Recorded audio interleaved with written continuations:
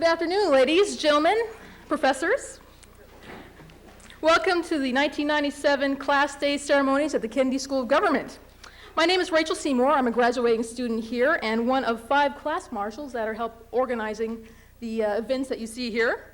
It is my honor to introduce the Dean of the Kennedy School, who will then introduce our speaker today, Senator Olympia Snowe. Before I do begin, I'd like to talk a little bit about our graduation speaker selection process. As you know, the Kennedy School is an extremely diverse institution. Trying to find a speaker that can talk to everyone here is an enormous task that we take great pride in trying to do well. And I think this year we've done an excellent job in bringing the senator here because her diverse background, she's a Greek-American Republican woman, and her, not too common, and her extraordinary breadth and depth of issues that she deals with things like foreign policy and issues that are near and dear to the hearts of students, student financial aid. That's why we're glad to have her here today especially. Since the word got out that the senator was coming here, I've been inundated with some students very excited about her being here. One said that it's great to have a tough-minded person who's not afraid to stand up and fight for what she believes in. One student is quoted as saying, "It's great to have someone with her level of dedication to public service to speak to us. She's exactly the type of public servant we could learn something valuable from." And so on behalf of the students here at the Kennedy School, I'd like to thank you very much for agreeing to be our speaker here today.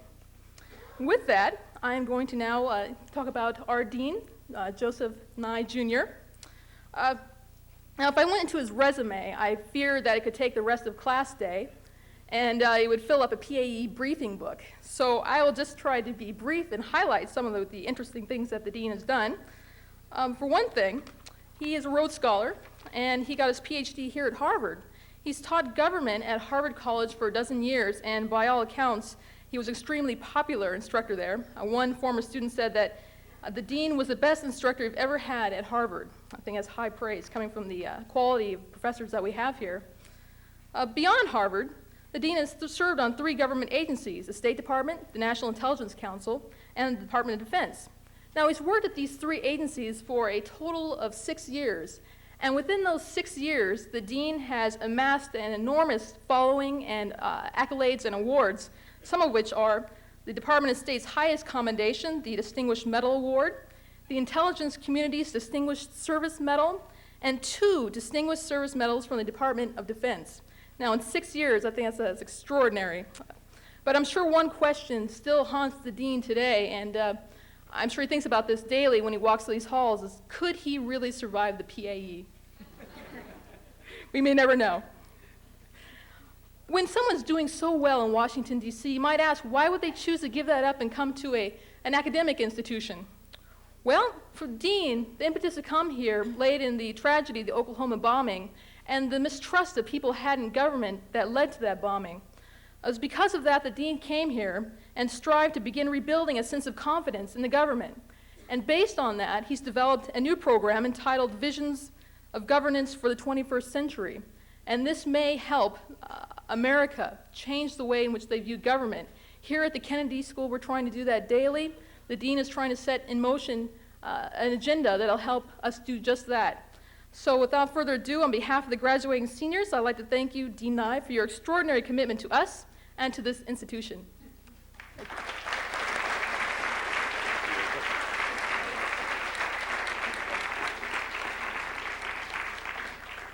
Thanks, Rachel, and I should say that generous introduction always reminds me of that soon after I got my doctorate, people would call up and say, "Is Dr. Nye there?" And my children would say, "Yes, but he's not the useful kind." As you all know, the mission of the Kennedy School is to train people for government and public service, and not just that, but for leadership in that dimension. And so it's particularly appropriate to have with us today somebody who is a perfect illustration of leadership in public service. It's also interesting that since we just hosted in this very forum last weekend, a large conference, international conference on women's leadership, that we have before us a person who has basically not lost an election. Olympia Snowe's election to the U.S. Senate representing Maine in November 1994 was her 12th consecutive campaign victory and no losses. And of course, that may explain why she won the election to become the speaker today among the Kennedy School students. Olympia Snow's a native of Maine, and her political career began in 1973 when she was elected to the Maine House of Representatives. She was reelected for a full 2-year term in 1974 and then went on to the Maine State Senate, where she chaired the Joint Standing Committee on Health and Institutional Services. In 1978, she began the first of 8 terms in the U.S. House of Representatives, representing Maine's 2nd Congressional District, and at the tender age of 31, was the youngest Republican woman elected to Congress. As a member of the House, Senator Snow continued her work in health care and other human services, and also rose to prominence as co-chair of the Congressional Caucus for Women's Issues, where her thoughtful and reasoned leadership were widely admired. Senator Snow now serves on many committees in the Senate, among them Armed Services, the Budget Committee, and the Commerce, Science, and Transportation Committee. We're delighted to be able to launch you on your careers in public service as dedicated and able a leader as we have today. Please welcome Senator Olympia Snow.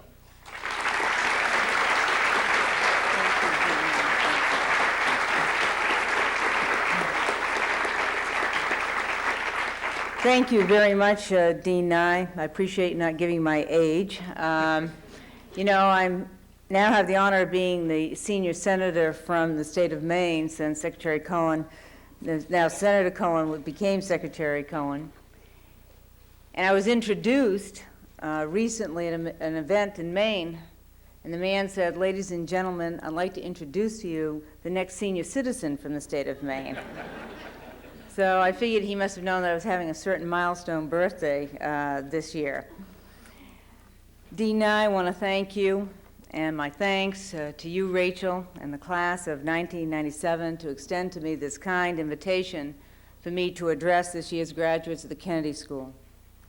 Dean Nye, America's system of higher education was invented at Harvard, and under your guidance, the Kennedy School continues that legacy. And I also want to say that I'm delighted to see Sheila Burke here. Sheila is certainly missed in the Senate. I have no doubt that Sheila's vast political and policy experience with Senator Dole is a superb resource for all the students here, as she was for all of us in the United States Senate. But let me offer my highest accolades for you, the members of the 1997 graduating class, who along with families and friends are appropriately our focus today. You are securing one of the most prestigious and renowned academic degrees in America, and you deserve the warm congratulations of everyone here. I'd like to begin today by quoting Homer from the Odyssey. This is probably the last time you'll sit through the ancient Greeks. I'm referring to Homer, not myself. In the 11th book of the Odyssey, he writes, "There's a time for many words, and there's also a time for sleep." That's true, and I just hope my remarks won't be a time for both.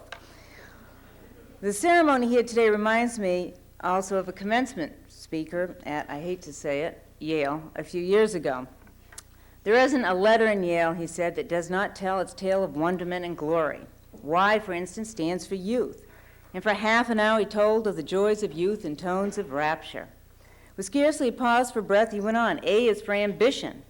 And when I think of the importance of ambition joined with youth, words fail me, except they did not for another half hour of exposition." It was when he was well into the third half-hour portion of his speech, devoting it to L for labor, that one graduate turned to another and whispered, "Thank God this isn't the John F. Kennedy School of Government." Well, I don't plan to keep you here that long because you have important work to do. You're about to embark upon an honorable and noble journey, one that may well influence the future of our nation and world. And if that's not enough pressure for you, hopefully your journey as well will help restore the luster of public service that has slowly and steadily been dulled over the course of the past 30 years. That's why I applaud you for taking on these solemn and yes, sometimes imposing responsibilities. And as you prepare to enter public service, I want to speak with you today about the great test facing our nation's political leaders, and that is making government work. It's a task made more daunting by the mounting chorus of partisanship that has engulfed our nation's politics. While many have embraced this approach, to paraphrase Shakespeare, I come here today not to praise partisanship, but to bury it. As you are aware, it seems that we live in a time where partisanship and ideology are held in greater value by many of our nation's elected officials in service to the American people. We live in a time when the campaigning never stops and the governing all too frequently never begins, where public disenchantment with politics runs high, an age where issues and outcomes are spun often by spin doctors. Well, I go back far enough in politics to remember a world without spin. The enduring fact is we are a great nation with resilient citizens who have overcome the most powerful trials of the 20th century. Our success in the 21st century will require cooperation, not confrontation, civility, not hostility, vision, not division. In short, it will require the restoration of confidence in our nation's leaders and our political institutions. And that confidence, I believe, will only be secured by evidence of a new and lasting bipartisanship among our leaders. Now I have it on good authority that the JFK School has a Bible composed of 2 testaments. The Old Testament's a classic text by Edith Stokey and Richard Zeckhauser. A primer for public policy analysis, familiar? The New Testament is Graham Allison's Essence of Decision. While the Old Testament recognizes the need to identify the public good and pursue it, the New Testament examines the intangible quality and uses of leadership in the public arena. It is my thesis this afternoon that these fundamental themes of leadership and the public good, forever and eternally intertwined, are too often the missing ingredients from political debate today. A predicament that forces those of us dedicated to public service, you and I, to ask the question, can we govern? I don't arrive at this question as some sort of above-the-fray Monday morning quarterback. I've spent nearly a quarter of a century in electoral politics, serving in 4 different legislative bodies during the past 3 decades. It's been a time during which the dynamics of politics and of government have changed dramatically, but thank goodness not irreparably. My journey to public office began on the road to the State House in Augusta, Maine in 1973. I was a young widow with a political science degree, running for the legislative seat held by my late husband. And I was honored when the people of my hometown of Auburn elected me to represent them in the Maine House of Representatives. It was important to look at the life beyond oneself, to climb the hills of view in Robert Frost's words, and to be immersed in the times of my life. I felt then, as I do now, that public service was a high calling. It was and is my deepest conviction that no pursuit is as valuable or worthier than the simple idea of helping others, of enabling individuals to improve their lives, of softening the hardest days and brightening the darkest. Put simply, I felt that as a public servant, my job was to solve problems. Now, if you think that sounds innocent or naive, consider the credo of the school you're about to depart, and I quote, "The Kennedy School serves the public interest by preparing leaders for service in government and other institutions and democratic societies, and by contributing to the solutions of important public problems," end quote. Indeed, consider for a moment how strangely quaint, even peculiar that sounds in today's political environment, contributing to the solutions of important public problems. I mention my early days of public life because I've reflected back many times on this period, which stands in bold contrast to the political ethos that exists today. In Augusta, I found that politics and public life were positive and constructive endeavors. Once the elections were over, my colleagues in the Maine legislature and I put campaigns and party labels behind us so that we could enact laws that genuinely improve the lives of the citizens of our state. It was a sort of political environment that fulfilled my vision of what I thought public service should be. Let me give you an example of what you might call the Augusta model, a model I'm sure you won't find in any of your textbooks.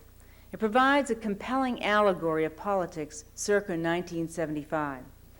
Several days before the adjournment of the legislative session, I was appointed by the Speaker of the Maine House of Representatives to a bipartisan group of legislators, given something out of a script of Mission Impossible. Our assignment was to develop a constitutional amendment to disband an antiquated government entity called the Executive Council, which existed solely to approve gubernatorial appointments.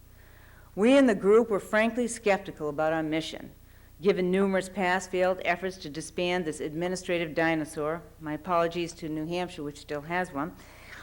And not to mention that we were in the final hectic days of the legislative session, hardly an opportune time to try to abolish anything, let alone a 150-year-old political institution. Nonetheless, I have always remembered the resoluteness with which we approached the task. We researched the question, we considered the concerns of our colleagues, we looked at past history, we negotiated, we reached a consensus recommendation. And despite, as I said, being tasked with this project at the final session of the legislature, we passed our legislation creating a confirmation process that passed both houses of the Maine legislature. Now this process probably sounds like something for an undergraduate poli-sci 101 class, a logical and efficient way to solve an important public problem. In 1975, yes.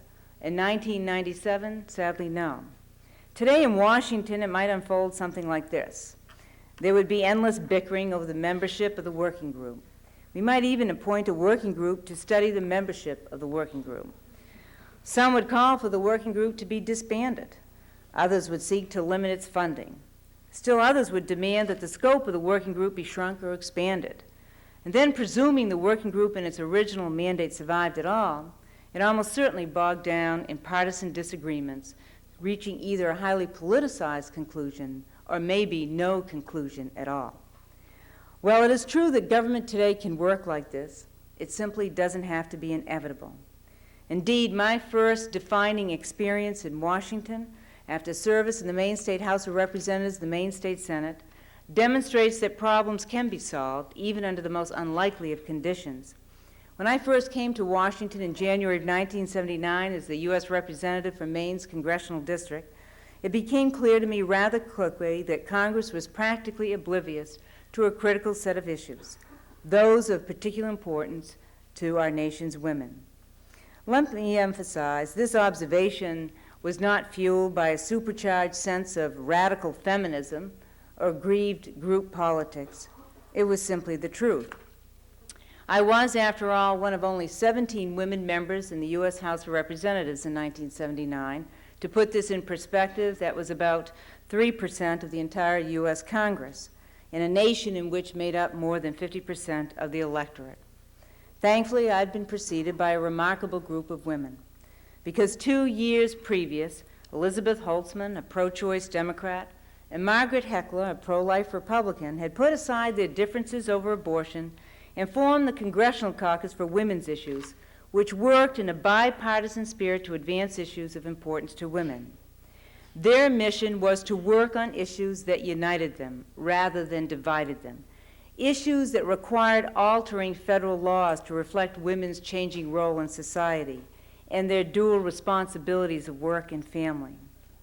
I joined the caucus when I entered Congress in 1979 along with Geraldine Ferraro and Nancy Kassebaum. And in 1983, I became co-chair with Pat Schroeder of Colorado, where I served until I moved to the Senate in 1995. For the past 20 years, we've been working to achieve equality of opportunity for American women, working to see that women have the same range of choices as do men. Should there be any doubt that women in elected office make a difference in women's lives, consider this. There was a time in America when society accepted deadbeat dads, and child support was considered a woman's problem. There was a time in America when a husband could cancel his wife's pension without her knowledge. There was a time in America when economic equality pertained only to equality among men.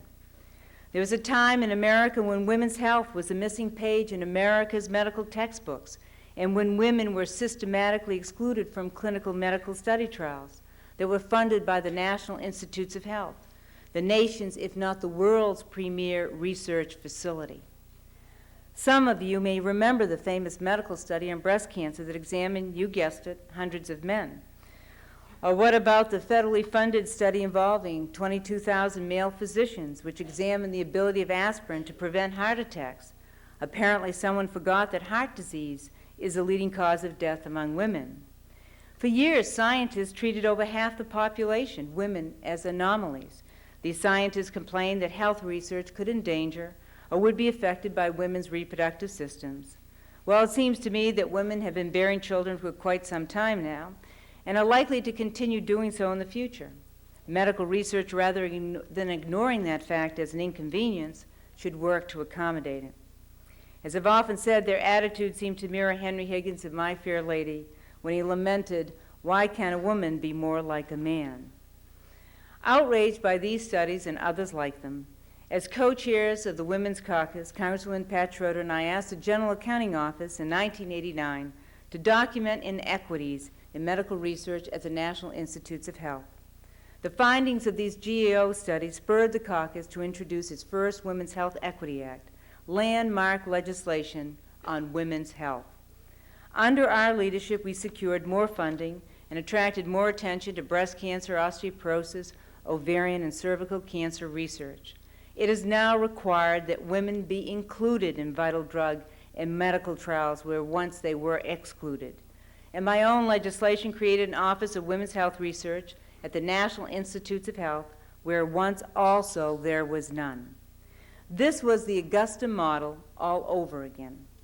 This was a case study of legislators reaching across party lines to research, consider, negotiate, and then pass legislation addressing a critical policy issue.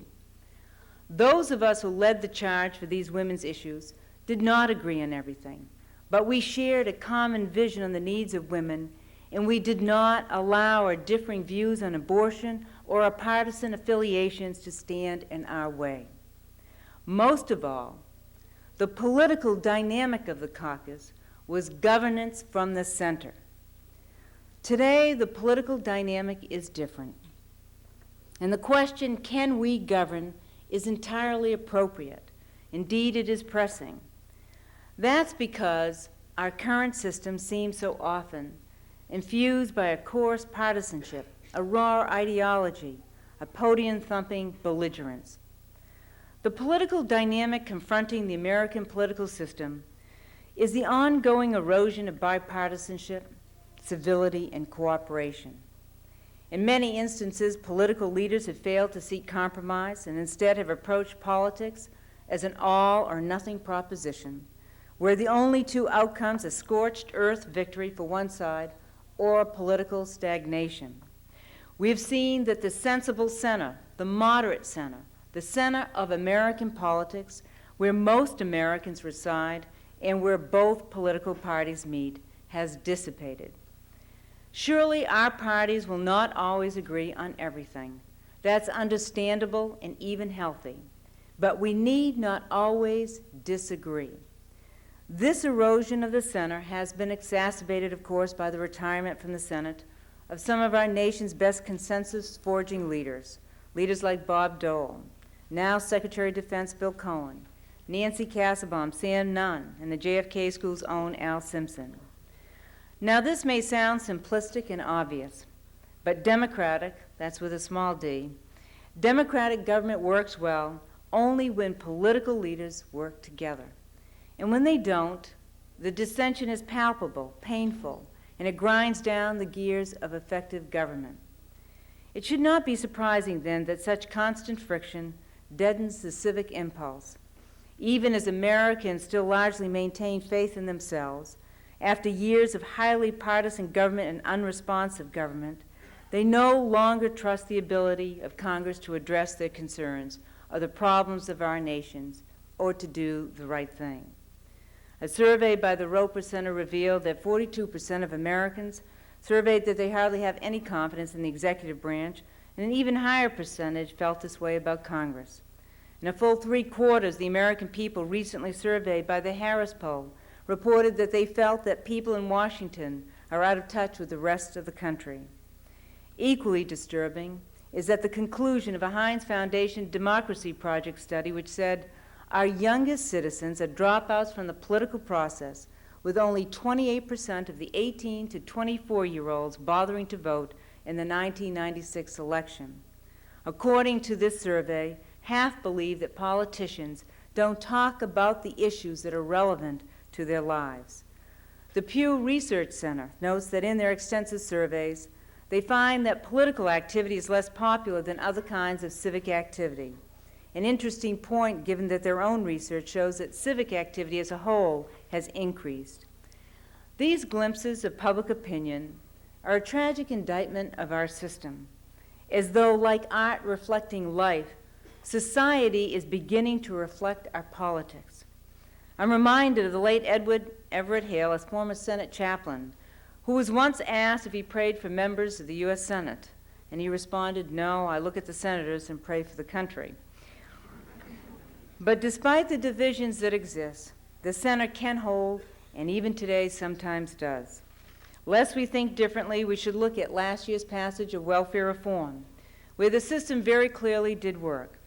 When the Senate began debating the welfare reform bill in September of 1995, it was believed by many to be an exercise in futility. But in small groups, members of Congress, sensing the exhaustion and despair of a welfare system begun with the best of intentions, they focused on the first major overhaul since the Great Society. Majority Leader Senator Bob Dole, as Sheila Burke well knows, who was part of those discussions, worked with I and other moderate Republicans, and with Senator Orrin Hatch of Utah and Senator Chris Dodd of Connecticut, truly a Senate odd couple, to reach agreement on child care, triggering a compromise which allowed the Senate to pass welfare reform by astonishing 87-12. Ultimately, this bill became the foundation for the final reform package signed into law by the President. It was a lesson well learned because we passed the Kassebaum-Kennedy health care reform as well as an increase in minimum wage soon thereafter. In my own legislative endeavors during the 2.5 years that I've been in the United States Senate, I've been committed to reaching across the aisle, working with Senator Paul Simon, for example, to restore more than $9.4 billion in student loans to last year's budget. Senator Jay Rockefeller and I added a key amendment to the Telecommunications Act of 1995 that gave our nation's schools, libraries, and rural hospitals access to the Internet and the technological frontiers beyond. And just 3 weeks ago, I introduced legislation with Senator Harry Reid of Nevada that will ensure that prescription contraceptives receive the same insurance coverage as other prescription drugs, which will reduce unintended pregnancies and ultimately reduce the number of abortions. Together as a pro-life Democrat and a pro-choice Republican, Senator Reid and I set aside our party labels and our differences over the issue of abortion to pursue reasonable solutions to a major national problem. And of course, the biggest news in recent weeks, and certainly the most welcome, is a landmark bipartisan agreement to balance the budget by the year 2002. Not only has a Congress and a President for the first time in 28 years agreed on a balanced budget, equally important is that agreement has given Americans some reasons to have faith once again in their government. And make no mistake, this springtime of bipartisanship represented by the budget agreement isn't a moment too soon. Because today the stakes for this nation and its citizens couldn't be higher. As I alluded to earlier, there is an unease in America, some of it fueled by a swiftly changing global economy that without warning can have unforeseen impacts on lives and livelihoods. Some of this anxiety is fueled by an understanding that our young people must receive the educational and technical sophistication to succeed in a highly competitive marketplace. We know that emerging global markets as well as established ones will continue to compete with our nation economically, presenting threats to our economic predominance. And there is the constant concern about the erratic world outside our borders as well, a redefined NATO, a resurgent China, a staggering Russia, an unstable North Korea, a forever fractured Middle East, and the ever-present cloud of terrorism and the threat of rogue states. Addressing these concerns with creativity and decisiveness is a test of our leadership for our elected officials and our institutions, a situation which requires even more acutely the kind of public servants who will work together for the public good. As you are leaders of tomorrow, I hope you embrace this ethos today. Give your credentials as the newest graduates of the foremost public policy school in America. I can assure you that your voices will be heard. And just as I have affirmed my calling on the road to Augusta a quarter century ago, there's a similar trek for each of you. It begins with resoluteness. It involves cooperation. It understands bipartisanship, and it ends with leadership. I hope many of you will take it. In his wonderful book, so aptly titled, I might add, Senator Simpson cites the words his grandmother would read to him at bedtime as a young child. And I want to mention them here today because their application is universal. They apply to the inevitable hills and valleys of public service, of politics, and of life. There's so much good in the worst of us, and so much bad in the best of us, that it ill behooves any of us to judge the rest of us. Well, Senator Simpson, your grandmother was right. None of us have all the answers. As scholars in government, you know that our nation, our political system, our people have persevered in the face of enormous challenges because good people have gotten involved and have worked together. Earlier this year, for instance, the historian David McCullough spoke to a bipartisan retreat of members of the House of Representatives in Hershey, Pennsylvania, designed to foster a better personal working relationship among members.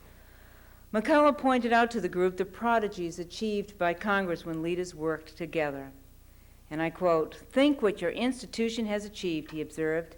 It was Congress that created the Homestead Act. It was Congress that ended slavery.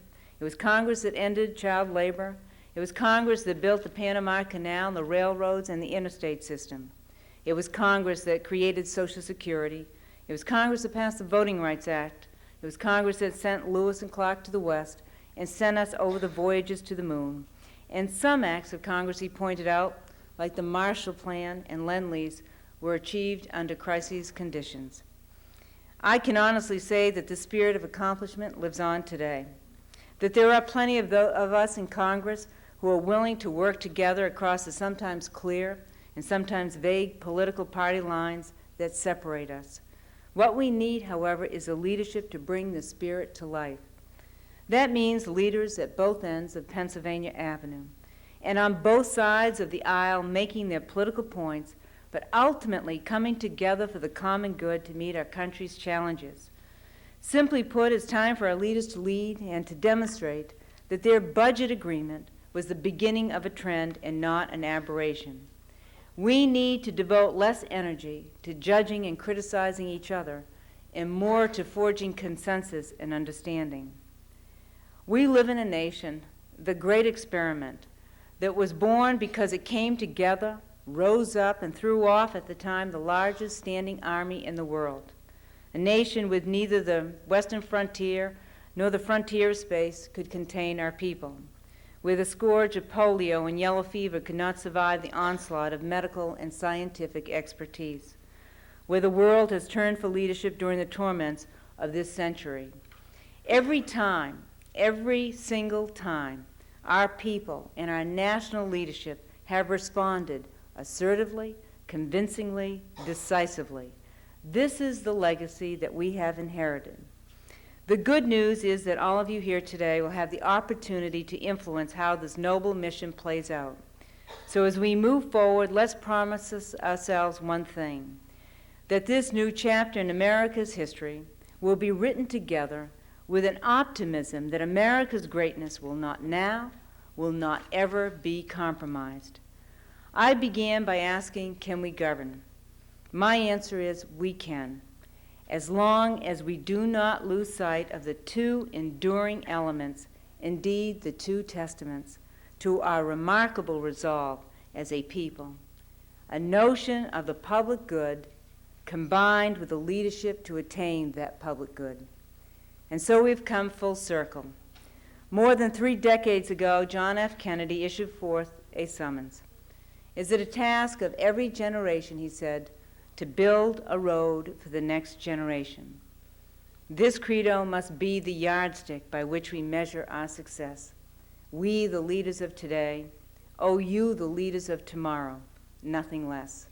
To the class of 1997, good luck, Godspeed, and thank you.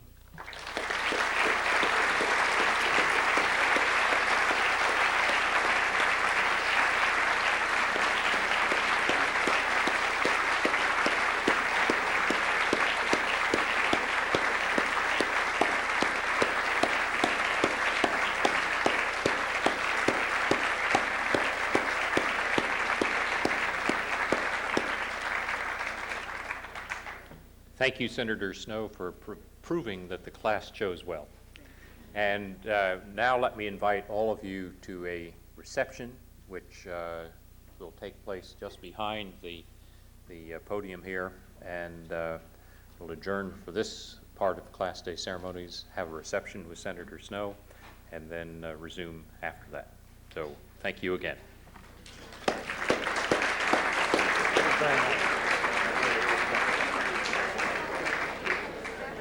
We'll take you around behind. Okay, great.